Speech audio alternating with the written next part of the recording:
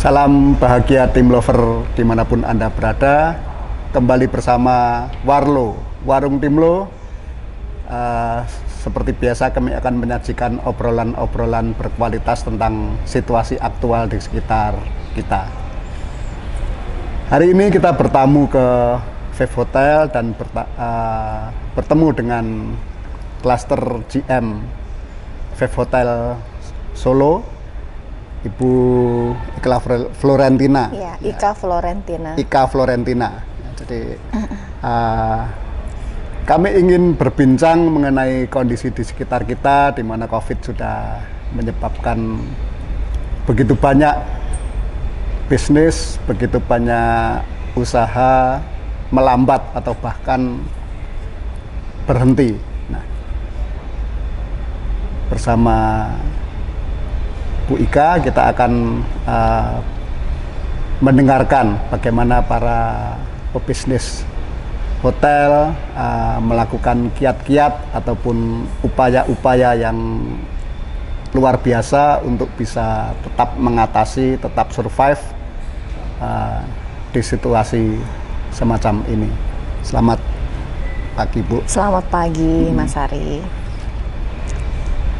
Jadi Bu Ika ini selain klaster GM di Hotel Vape Hotel Solo Baru dan Manahan, beliau juga humas di PHRI Sukoharjo, juga sekjen IHGMA International Hotel GM Association di DPD Jawa Tengah. Monggo, kita akan langsung mendengarkan cerita dari beliau bagaimana bisnis perhotelan di tengah pandemi COVID-19. Ya. Silakan. Bisnis perhotelan di tengah pandemi ya, Mas ya? Betul. Kalau pandeminya itu kan, kalau kita kebetulan untuk Vape Solo ini, kebetulan saya pegang 2 hotel kan, tadi udah diceritakan. Jadi Vape Hotel Manahan dan Solo Baru. Dengan total kalau Vape Hotel Manahan itu 190 kamar, kemudian kalau Vape Hotel Solo Baru itu di sini 153 kamar. Jadi lebih dari 300 kamar. 343 kamar ya. 340 yang ya. Under my responsibility. Ya. Kalau kita ngomong masalah pandemik gitu ya, ini kalau Vape sendiri kan kita divided menjadi 3 periode, Mas. Jadi kita mulai itu Maret ya, pertengahan ketika ada Friday the 13th, ketika ada pengumuman KLB jam 2 pagi itu, setelah pertengahan Maret itu drop langsung semua okupansi. Tapi memang dari Vape Hotel Solo kita sudah merapatkan barisan, Mas. Udah dari Maret itu kita prepare. Excom kita kumpulkan, kita meetingkan, kita mereview untuk budget di April, Mei sampai dengan Desember tahun ini. Jadi jauh sebelum KLB ya, beberapa minggu. Jauh sebelum KLB, ya. Begitu kita melihat kondisinya seperti ini, begitu COVID masuk di Indonesia, kita sudah prediksikan bahwa April, Mei dan sebagainya kita harus siap-siap untuk itu. Jadi Maret pertengahan itu saya kumpulkan Excom, kita review untuk budget. Kira-kira nanti untuk April, Mei seperti apa, Juni, Juli, Agustus sampai dengan Desember. Nah, untuk mengatasi ini memang untuk Vape Solo kita divided menjadi 3 periode. Untuk periode April, Mei, Juni itu kita sebut dengan periode pandemik, di mana itu benar-benar masa-masa beratnya gitu ya. Iya. Kemudian Juli, Agustus, September kita prediksikan bahwa kita sudah recovery, Mas. Nah, baru nanti Oktober, November, Desember saat ini itu kita prediksikan kita sudah mulai growing. Nah, bagaimana kita mendivided seperti itu? Artinya pada saat pandemi itu April, Mei kita harus siapkan untuk budget yang seminimal mungkin. Jadi kita review untuk budget apa kira-kira expenses yang paling besar. Kalau di sini kan yang paling besar kan di energy cost dan manning, Mas. Nah, itu kita prediksikan kita kira-kira untuk bisa bertahan tidak minus itu kita minimal revenue berapa untuk April, Mei, Juni. Nah, untuk karyawan pun juga kita berlakukan untuk PTEB itu kita reduce sampai seberapa. Nah, ternyata alhamdulillah selama masa April, Mei itu kita memang tidak minus. Alhamdulillah bisa dikatakan kita satu-satunya hotel di Solo yang tidak minus ya. Dan di Archipelago Internasional pun kita 2 dari 153 hotel, 7 hotel yang tidak minus gitu. Karena kita memang sudah awal kita prepare. Kemudian juga tidak hanya itu saja, kita juga mempersiapkan bagaimana kondisi karyawan kita, karena otomatis ketika kita harus reduce PTEB kan kita kan untuk penghasilan karyawan juga pasti berkurang kan. Nah, kita ada untuk memberikan sembako ke karyawan selama 2 bulan gitu di bulan April Mei. Dan setelah April Mei Juni ternyata pandemik ini lebih cepat selesai buat Viv ya. Jadi untuk okupansi mulai Juni kita sudah mulai growing, Juli Agustus juga mulai better, dan sesuai dengan prediksi kita Oktober ini kita sudah mulai growing seperti itu dari sisi okupansi. Pada saat okupansi paling rendah itu sampai berapa persen? Kita untuk di periode April itu kalau around hotel di Solo Raya kan sekitar 5-10% okupansi ya, sempat drop banget waktu itu. Kita Viv itu kita bisa mencapai di angka 20-30% okupansi, which is itu cukup untuk bisa mengcover operasional kita. Makanya tadi saya sampaikan untuk Viv kita tidak minus. Karena memang di bulan April itu kita angka di 20-30%, Mei kita sudah naik di angka 30-40%. Juni, Juli kita sudah naik di angka 50%, kemudian Juli, Agustus kita sudah di angka 60% untuk yang di Solo Baru. Jadi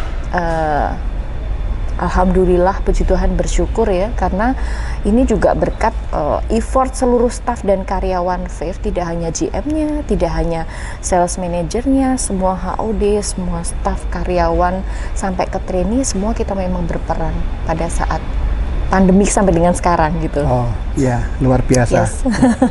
Jadi tentunya karena kita berbisnis di tengah pandemi, ada kiat yang bisa dibagikan bagaimana hotel ini mengamankan tamu, karyawan juga, sehingga mereka bisa tetap punya kepercayaan yang tinggi. Yes, betul. Ada 2 hal yang kita lakukan secara berbeda oleh Viv Hotel Solo compare dengan others hotel, Mas. Dari sisi kenapa kok kita bisa survive di masa pandemik, saya selalu mengedepankan seluruh staf dan karyawan Viv kita harus stay positif. Stay positif itu adalah yang paling penting dan mendasari semua yang kita lakukan selama pandemik ini. Pada saat bulan Maret kesini ya, April, Mei, Juni, itu semua bisa dikatakan environment, suasana itu kan bisa dikatakan diwarnai oleh negativitas dan pesimistis.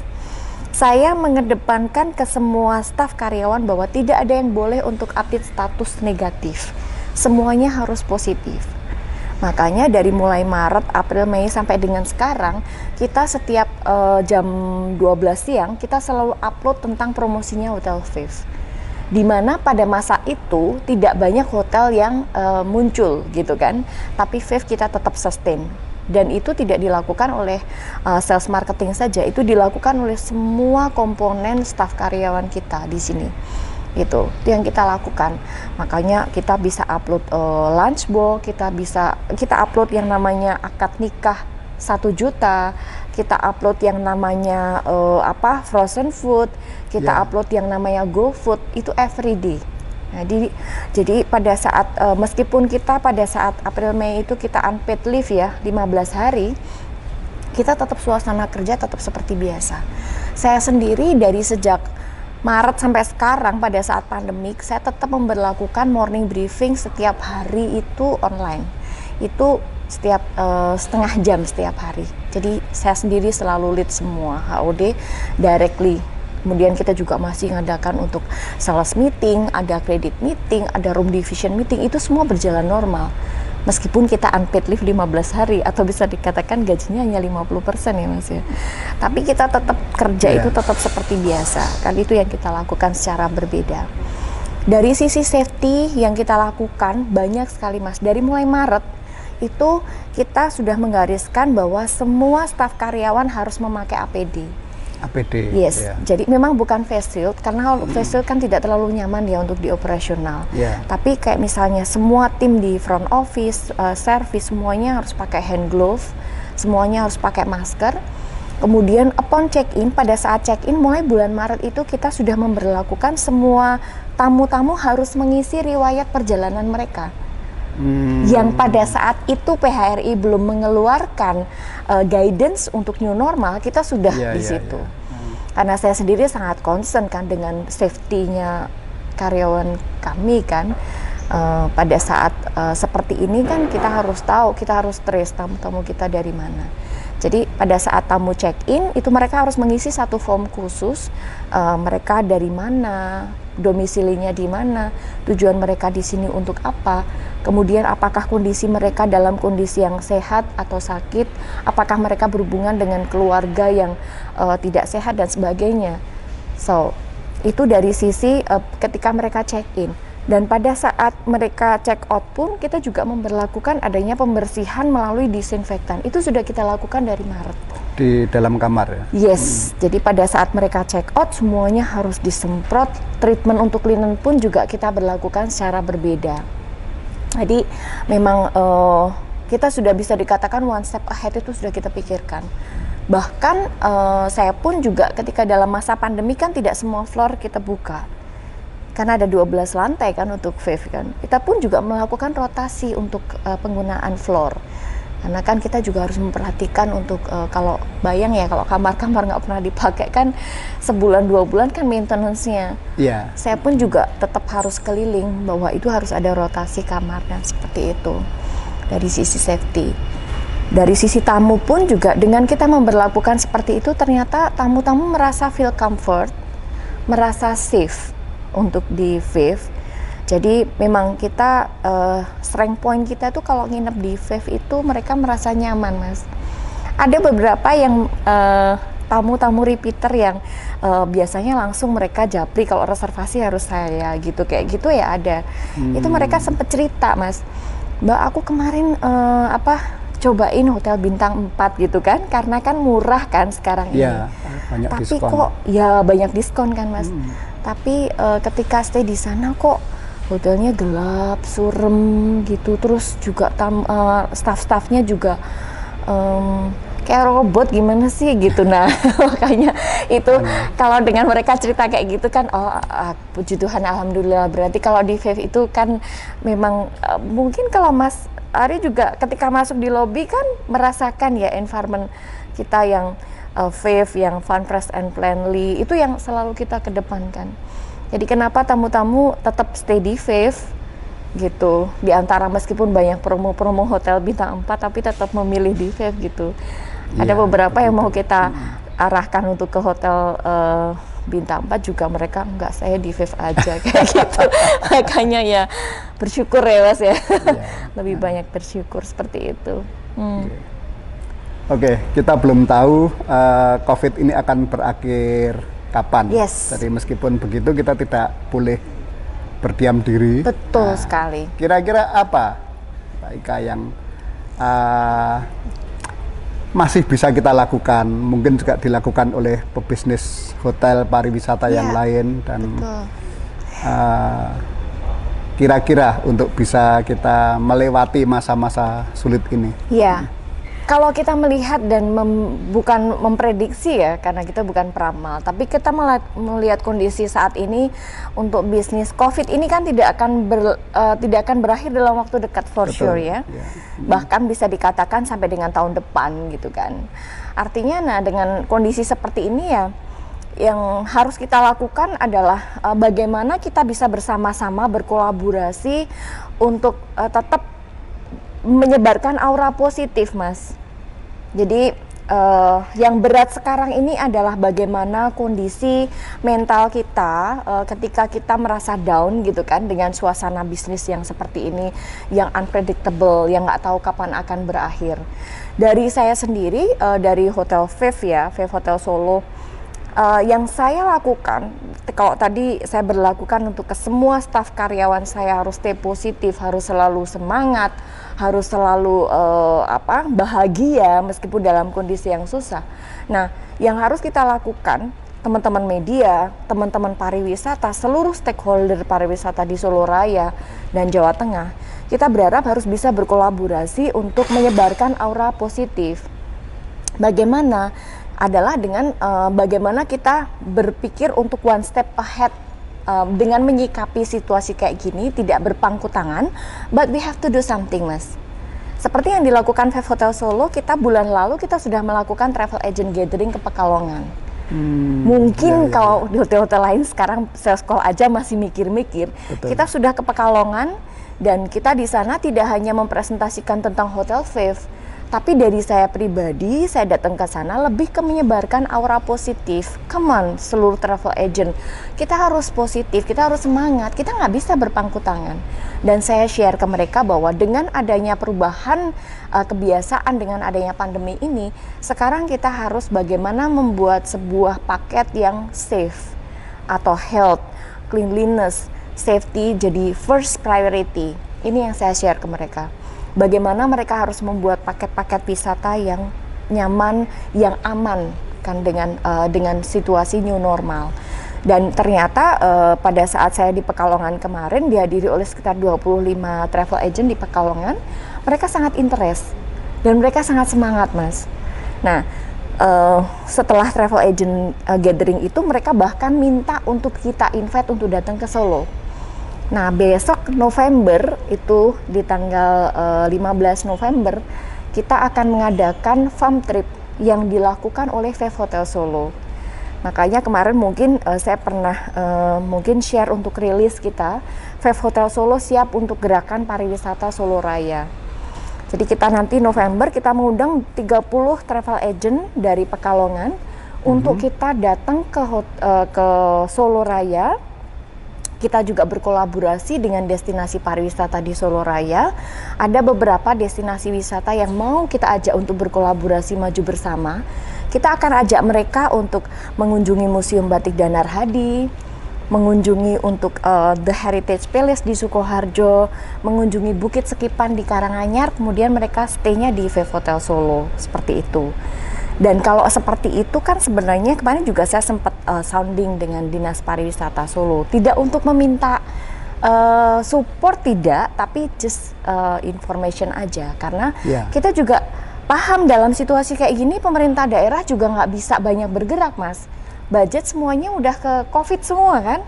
Nah, tapi kita dari sisi pegiat pariwisata Solo Raya ini harus bareng-bareng berkolaborasi. Itu juga yang saya sampaikan ke teman-teman di destinasi wisata di Solo Raya ketika saya diminta untuk bicara bagaimana strategi pemasaran di masa era new normal ini kan, bahwa kita harus saling berkolaborasi.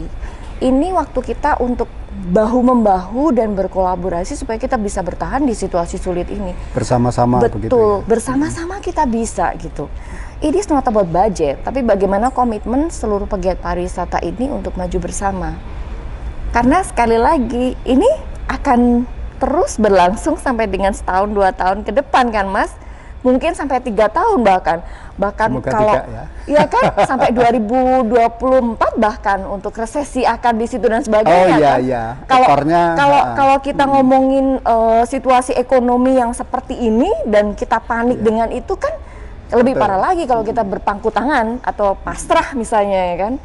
Nah, kalau yang kita lakukan ya ayo bareng-bareng, teman-teman media juga, pegiat pariwisata di Solo Raya, Jawa Tengah, tetap harus bergerak, tapi memang harus mengedepankan yang namanya protokol kesehatan, harus tetap prioritasnya adalah harus stay safe, stay healthy, dan yang paling penting menyebarkan imun positif, Mas.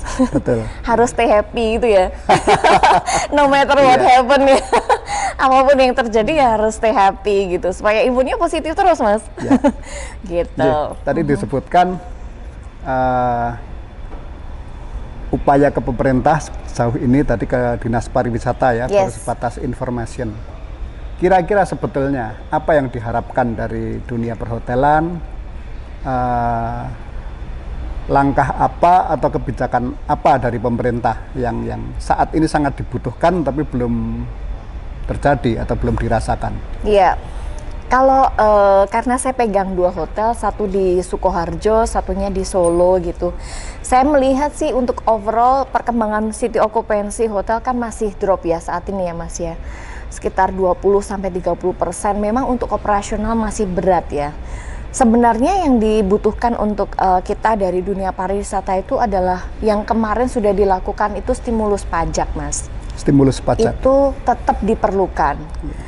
Kami bersyukur di Sukoharjo kemarin untuk di bulan April Mei ya, selama 2 bulan kita mendapatkan free untuk pajak ya, pas masa periode pandemik.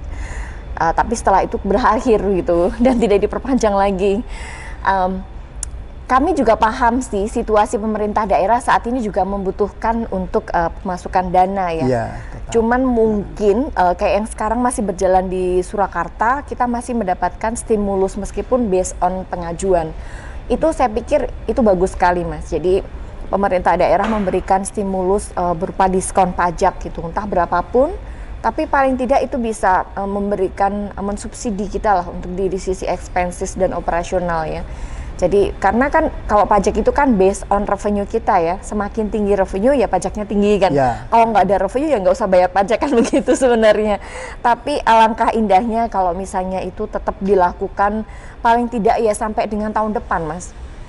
Sampai dengan akhir tahun depan ya. Jadi ini kan akan berakhir Desember, kemudian nanti akan 2021. Karena situasinya ini masih belum stabil. Saya pikir itu yang bisa dilakukan oleh pemerintah. Nah, yang kedua, kalau untuk pemerintah pusat, which is ini kayaknya agak susah ya, masalah di energi. Ya. Ini saya dari Maret itu sudah stimulus ini.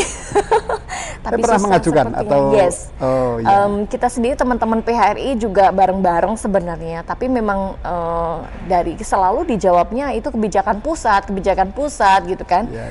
Dari kita dari kota Surakarta, dari Sukoharjo maju ke Jawa Tengah ke pusat gitu ya sudahlah. Itu kan jadi muter pusat lagi gitu. Itu sebenarnya karena kalau kita melihat the biggest expenses yang harus ditanggung oleh dunia perhotelan itu kan untuk di energy cost, Mas. Jadi alangkah indahnya kalau PLN juga memberikan stimulus untuk itu. Itu kalau dari sisi dunia bisnis. Kalau individu ya kemarin sih sudah ada bantuan, tapi kan untuk yang kelas middle low ya, which is sebenarnya kalau saat ini yang terkendala itu justru di kelas menengah, Mas. Dan atas. Betul, menengah dan ke atas gitu. Kalau yang middle low tuh udah banyak bantuan beras, BLT segala macam. Justru anak-anak saya yang sekarang ini bukan di hotelier kan masih banyak yang unpaid leave gitu ya. Gaji cuma 50%, ada yang cuma 60%, mungkin growing ke depan gitu ya. Itu sebenarnya butuh untuk dibantu dari sisi electricity-nya juga. Cuman kan mereka sudah ada kode M ya, mampu gitu. Jadi nggak dapat itu. Iya. Dianggap nggak pantas. Yes, betul itu. Dan untuk BPJS pun juga itu bisa juga, Mas. BPJS, mana mungkin nanti bisa dibawa ke pusat ya sama Timo ya. BPJS ini kan untuk ketenaga kerjaan. Sekarang sudah ada sih beberapa stimulus memang. Ada diskon untuk di situ. Cuman memang saat ini kan kayak untuk BPJS untuk pensiun kan nggak bisa diambil ya. Padahal situasi kayak gini kan mungkin banyak cash flow-nya berkurang. Nah ini mungkin ada kebijakan untuk mungkin saat ini bisa diambil atau dicairkan, nggak harus resign dulu gitu. Gitu ya. Ada PB1 pajak pemerintah daerah. Kemudian yang kedua dari PLN juga banyak ya maunya. Kemudian dari BPJS ya itu aja sih. Tapi overall ya dikasih nggak dikasih yang penting kita harus tetap bergerak. Tetap bergerak. Yes, itu dan aja. Menggalang bersama-sama ya. Yes, harus berkolaborasi, nggak bisa sendiri-sendiri. Gitu. Saling menguatkan satu dengan yang lain. Yes, itu Mas Ari. Demikian Tim Lover obrolan Warung Timlo hari ini, dan mari kita tetap menjaga kesehatan, selalu memakai masker, rajin mencuci tangan, dan menjaga jarak satu dengan yang lain agar kita tetap sehat dan bisa bekerja dengan baik. Salam sejahtera.